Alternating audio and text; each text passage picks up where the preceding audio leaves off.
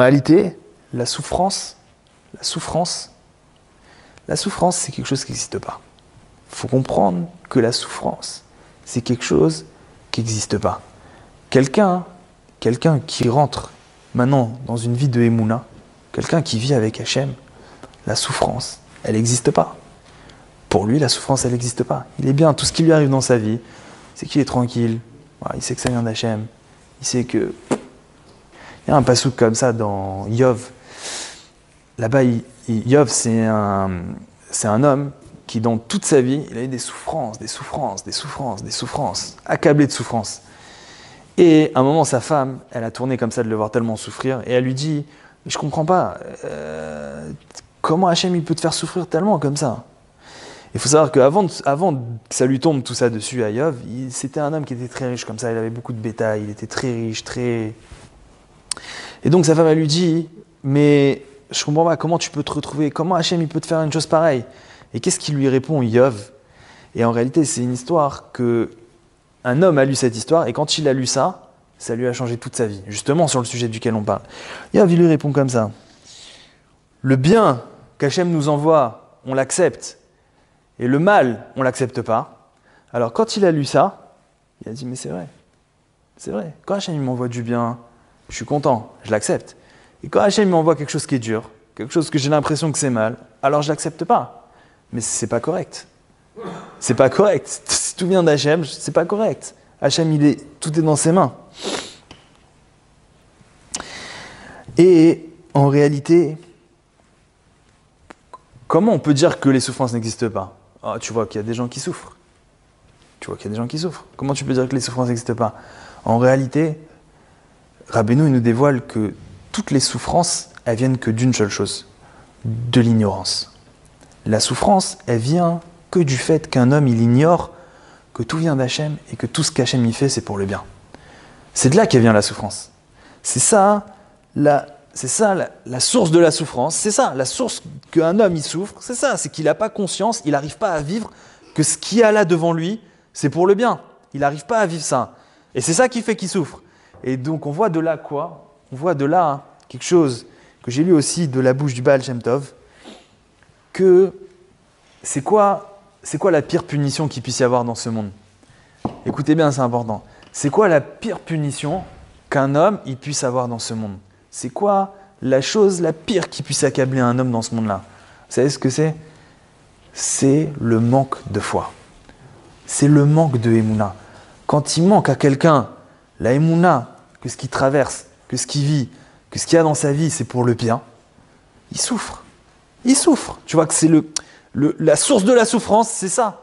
Donc tu vois que la pire des punitions qu'il puisse y avoir dans la vie d'un homme, c'est ce manque de Emouna, c'est de manquer de Emouna. Et c'est ça toute la source de la souffrance. Parce que Béhémet, oui, il y a des souffrances dans ce monde-là. Il y a des souffrances. Mais d'où elles viennent? Elles viennent du manque de connaissance.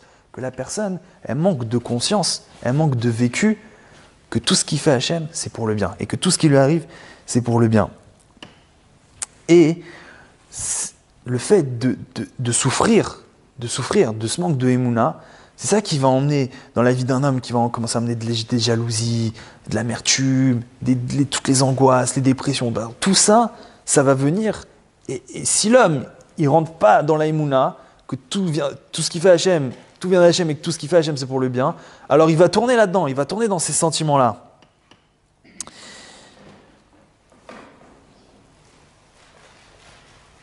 Et ça, vivre là-dedans, il n'y a pas pire. Alors qu'on voit qu'à l'opposé, celui qui rentre dans la Emouna, il peut commencer vraiment à rentrer dans la sérénité sur terre. Et en réalité, comment ça marche?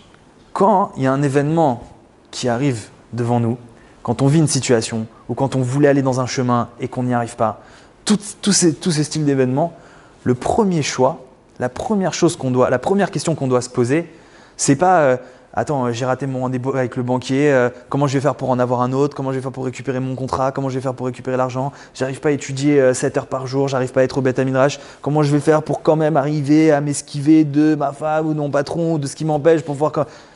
C'est pas ça la première question. La première question qui se pose, et qui doit se poser, et on doit maintenant commencer, Zrat Hashem, à prendre conscience que c'est ça la première question, c'est de se dire, Est-ce que ça vient d'Hachem? Est-ce que ça vient d'Hachem? Ça vient d'Hachem. Est-ce que c'est pour le bien? C'est pour le bien. Maintenant, est-ce que moi je vis que c'est pour le bien? Est-ce que j'arrive à le ressentir, à le vivre? Alors je vois. Si oui, c'est très bien. Je peux passer à la deuxième question, qui en réalité celle qu'on croyait que c'était la première. Et maintenant, comment je vais faire pour, avec cette situation, avancer? Ça, c'est la deuxième question. Mais dans la première, où j'en suis dans la première? Je ne peux pas passer à la deuxième tant que je n'ai pas répondu à la première question.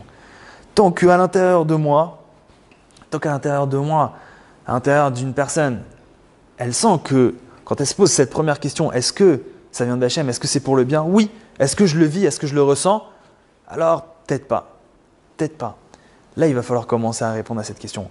Là, il va falloir commencer à demander à Hachem qui nous donne la Emouna, à remercier Hachem sur le sujet, à dire merci Hachem que tu m'as envoyé ça. Si tu me l'as envoyé, c'est sûr que c'est pour le bien. Et commencer à travailler comme ça pour pouvoir répondre à cette première question.